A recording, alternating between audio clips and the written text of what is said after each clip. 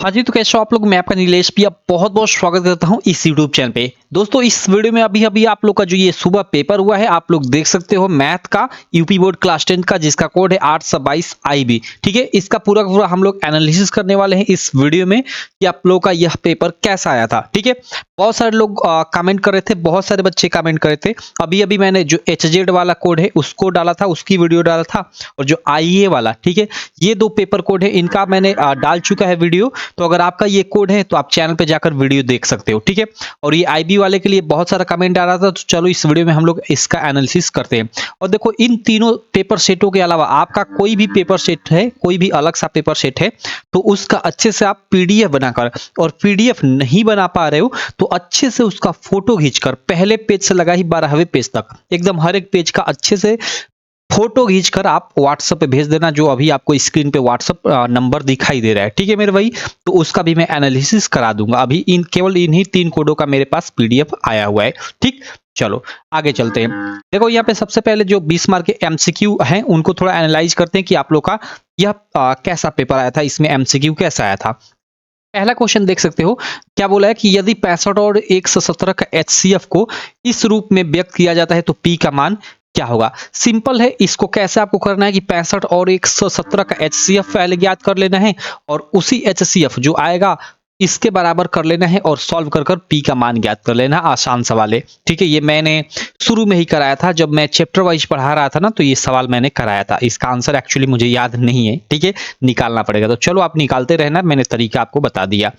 मतलब आसान क्वेश्चन था ये। देखो सीधे फार्मूला बेस्ड क्वेश्चन है, 2 tan 45 by 1 plus tan square 45 या सीधे सीधे इसको आप tan 45 का ऊपर मान रख दो, यानी 2 गुणे tan 45 का मान रख दो और बटे में 1 प्लस tan 45 का मान रखकर उसका स्क्वायर कर दो और फिर इसको हल कर दो, आपका आंसर यहाँ निकल कर आ जाएगा। यानी ये भी क्वेश्चन आपका आसान था, कोई भारी क्वेश्चन नहीं था। ठीक है? थर्ड क्वेश्चन देखो, आपको नॉर्मल आपका लसा यानी एलसीएम निकालने को बोला है, आसानी से आप निकाल सकते हो। ठीक है? चौथे क्वेश्चन में देखो सरलतम रूप यानी इसको कटा पिटा कर इसका छोटा रूप निकालना है। आसान क्वेश्चन काफी। पांचवा क्वेश्चन देखो, ये देखो आपको 2 समीकरण दे दिया है, इसमें संपाती रेखाओं के निरूपण मतलब कर रही है ये, तो इसमें पी का मान, यहाँ पे पी कोई गायब कर दिया, देखो पी का मान पूछा जा रहा है। आसानी से जो संपाती रेखाओं का जो आपके पास आपने पढ़ा होगा, 2 चर वाले रैखिक समीकरण युग में उसका जो कंडीशन होता है आप लगा लो और लगाकर पी का मान आसानी से ज्ञात कर लो। ठीक है? और उसके बाद देखो यहाँ पे आई थिंक यहाँ पे देखो समांतर रेखाओं का यहाँ पे कंडीशन पूछा गया है और पी का मान पूछा गया है, तो इन दोनों में आप समांतर रेखाओं का जो कंडीशन है यानी a1/a2 b1/b2 वाला उसको लगा लो और आसानी से यहाँ से आप जो पी गायब यहाँ पे किया गया है यानी पी के जगह पे एक संख्या रेंज चाहिए, तो उसको आप मतलब उसका मान ज्ञात कर लो। सिंपल सा। ठीक है? उसके बाद देखो यहाँ पे सिंपल सा ये अगला प्रश्न दिया है क्या कि 15 कॉट थीटा बराबर 8, तो साइन थीटा का मान होगा। यहाँ से 15 को इधर लाओ तो 8/15 बराबर ये क्या हो जाएगा आपका इधर कॉट थीटा हो जाएगा, और कॉट थीटा बराबर क्या होता है आपका आधार बटा आपका लंब हो जाएगा। ठीक है? तो ये आधार हमें लंब तो कोण आप मालूम कर लो, और फिर साइन थीटा बराबर क्या होता है लंब बटा कोण, तो आप आराम से ज्ञात कर सकते हो। ठीक है? यानी 15 बटा कुछ आएगा आपका आंसर। चलो आप निकालते रहना, शायद यही आना चाहिए। ठीक है? चलो आप देख लेना। सातों के बाद 8वां इसमें प्रश्न आप लोग देख सकते हो, ये भी आसान प्रश्न है। 2 समरूप त्रिभुज एबीसी दिया है, एक ये मान लो एक ये समरूप, अरे यार ये थोड़ा ये दिक्कत करता है। देखो ये एक समरूप त्रिभुज है। ठीक है?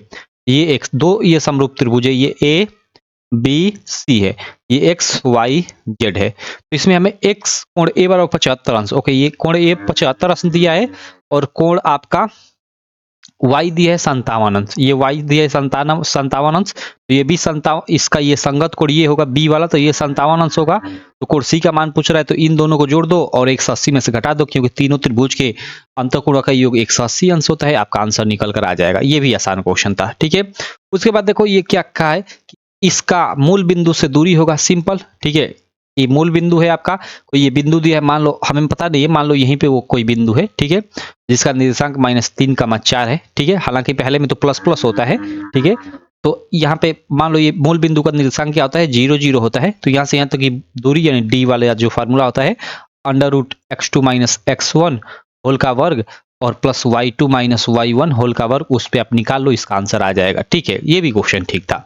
उसके बाद 10वां क्वेश्चन देख सकते हो, इसको मिलाने वाले क्या करा कि और इन बिंदुओं को मिलाने वाले रेखाखंड के मध्य बिंदु का निर्देशांक x1 + x2/2 और y1 प्लस y2 बटे में 2 ये फार्मूला होता है। तो देखो 2 और 2 4 और बटे 2 यानी -2 और 10 6 16 और बटे 2 यानी 8, यानी यही आंसर आपका होना चाहिए। ठीक है, चलो अगला क्वेश्चन, यानी ये भी क्वेश्चन था आसान था। ये देखो ये कि ये आपका त्रिभुज से थोड़ा ये क्वेश्चन बोल सकता हूँ कठिन था, लेकिन आपका अगर एक प्रमेय है वो क्लियर है तो ये भी आप आसानी से कर लिए होगे। ठीक है, 12 नंबर क्वेश्चन देखो, ये भी थोड़ा कठिन था मैं बोल सकता हूँ, लेकिन उतना कठिन नहीं है कि आप नहीं कर सकते हो। ठीक, 12 के बाद 13 नंबर, सेक थीटा बराबर 2 दिया है तो थीटा का मान मेरा कराया हुआ क्वेश्चन है। आई थिंक ये आंसर होना चाहिए, क्योंकि यहाँ पे सेक 60 अंश का मान आप 2 लिख दोगे, सेक से सेक खत्म, यानी थीटा बराबर 60 अंश। ठीक है, कराया हुआ मेरा क्वेश्चन है। उसके बाद ये देखो, ये क्वेश्चन थोड़ा बोल सकता हूँ ये भी कठिन था, लेकिन कर सकते हो इसको, सॉल्व आप कर सकते हो आसानी से, कोई दिक्कत नहीं होनी चाहिए।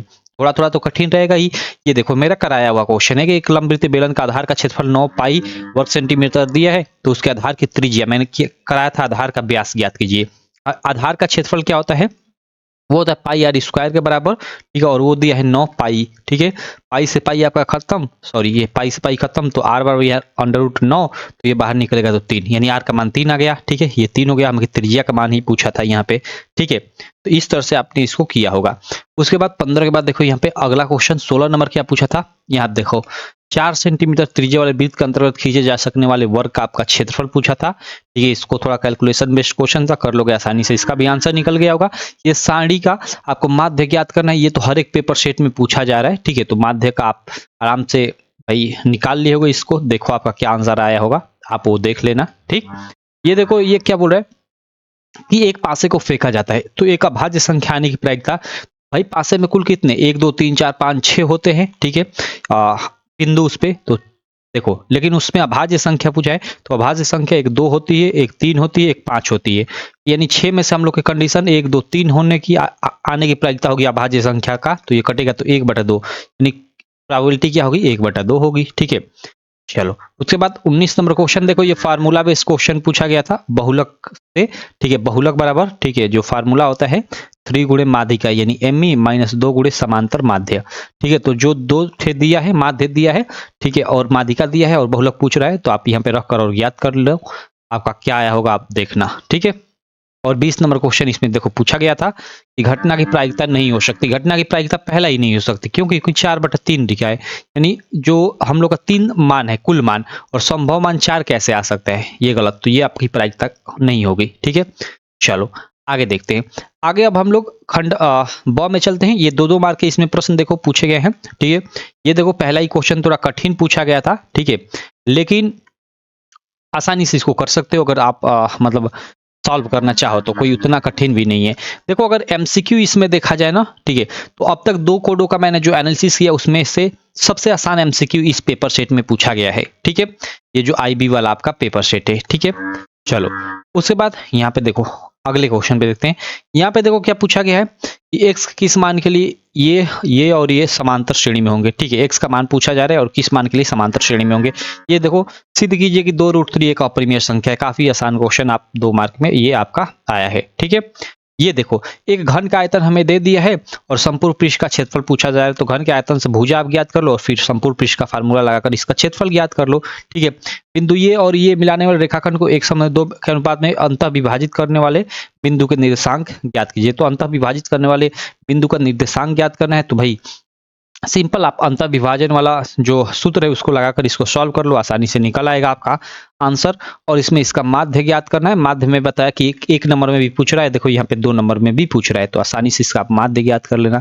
तो ये आपका 2 नंबर वाला सवाल था। अब चलो थोड़ा 4 नंबर वाले सवाल पे चलते हैं। ठीक है, इसमें यानी दूसरा प्रश्न, इसमें आपके 6 प्रश्न होंगे, लेकिन उसमें से आपको 5 करना होगा। ठीक है, बिंदु इतना बिंदु -4,6 बिंदु इतना और इतना को जोड़ने वाले रेखाखंड को किस अनुपात में विभाजित करेगा। ओके, वही अंतर्विभाजन M1 मान लो M2 अनुपात में विभाजित करेगा, और फिर जो फार्मूला होता है इसका लगा दो। मैंने ऐसा सवाल आपको कराया हुआ था। ठीक है, ये देखो स्पर्श लंबाई 6 सेंटीमीटर त्रिज्या ज्ञात कीजिए।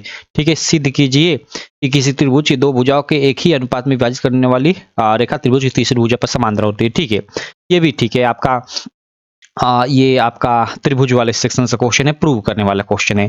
ठीक, ये देखो 2 संख्या के अंकों, ऐसा तो खूब मैंने सवाल कराया था। 2 अंकों की संख्या के अंकों का योग 12 है, अंकों के स्थान बदल दिए जाते हैं तो दी गई संख्या 18 अधिक हो तो संख्या, ठीक है, ये भी आपने कर लिया होगा आसानी से। ठीक है, दो चर वाले रैखिक समीकरण युग्म का सवाल है और इस द्विघात समीकरण का आपको मूल्य ज्ञात करना है, यानी इसको सॉल्व करना है। ठीक है, इसको सॉल्व करना है। आप गुणनखंड विधि से भी कर सकते हो, बाकी श्रीधराचार्य विधि भी यहाँ पे लगा सकते हो और इसकी माध्यिका ज्ञात करनी। तो भाई मैंने बताया था कि माध्य माध्यिका तो आपसे पूछेगा ही, और माध्यिका में ये नॉर्मल आपका देखो वर्ग अंतराल दे दिया है, उसकी आवृत्ति दे दिया है, तो यहाँ पे आपकी माध्यिका पूछी जा रही है। ठीक, इसमें से आपके 6 प्रश्न दिए हैं, लेकिन इसमें से आई थिंक आपको 5 ही करना है, लिखा है ना ऊपर। ठीक है, देखो इन्हीं 5 खंडों को हल कीजिए।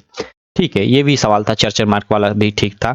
6 मार्क वाले में देख लेते हैं। देखो ये तीसरा प्रश्न आपका यहाँ पे, ये तीसरा प्रश्न है, एक ठोस बेलन के आकार का है। ठीक है, एक ठोस बेलन के आकार का है, इसके दोनों सिरे अर्धगोलीय है। इस ठोस की कुल ऊंचाई इतना है। तो थोड़ा ये कैलकुलेशन क्वेश्चन है, लेकिन आसानी से ये भी हो जाएगा। ठीक है, पृष्ठीय क्षेत्रफल और आयतन वाले से, और इसमें अथवा वाला, ये तो आसान लग रहा है। एक लंबवृत्तीय शंकु की तिर्यक ऊंचाई दे दिया है, संपूर्ण पृष्ठ का क्षेत्रफल दे दिया है, तो त्रिज्या का मान ज्ञात कर लो और फिर उसके आधार का व्यास ज्ञात कर लो। ये ठीक है, इसको नहीं किए होंगे अधिकांश लड़के, इसको किए होंगे, ये आसान है।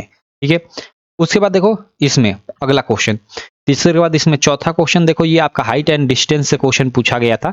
ठीक है, और नॉर्मल सा हाइट एंड डिस्टेंस का यार तो एकदम नॉर्मल क्वेश्चन पूछा गया है, मैं हर एक पेपर शेट में देख रहा हूँ। ठीक है, और उसके बाद अंतिम 5वां प्रश्न देखो, ये कैसा पूछा गया था, नॉर्मल ये भी प्रश्न की दो संख्याओं का योग, यानी पहली x मान लो दूसरी y मान लो, तो दोनों का योग 8 दे दिया है, और उनके व्युत्क्रम यानी उल्टा, यानी 1/x + 1/y, इसका योग दे दिया है 8/15। ये पहली समीकरण ले लो, ये दूसरी समीकरण, और दोनों को हल कर दो और x और y का मान ज्ञात कर लो, यानी संख्याएं आ जाएंगी।